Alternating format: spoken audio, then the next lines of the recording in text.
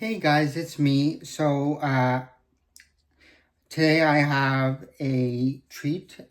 It's called Toxic Waste. Now, I've had toxic waste before, um, but not this kind, like not in a tube like this. I don't know what it's going to be like. So I had to open it.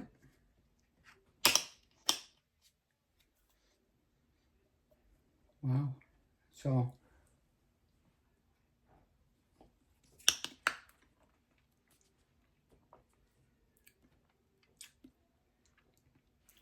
yeah, it's sour, that's for sure. Tastes pretty good, but I don't know.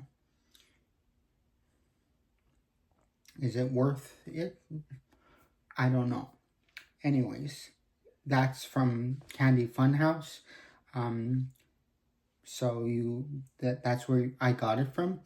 I'm sure other places carry it, other stores, but I just haven't seen any.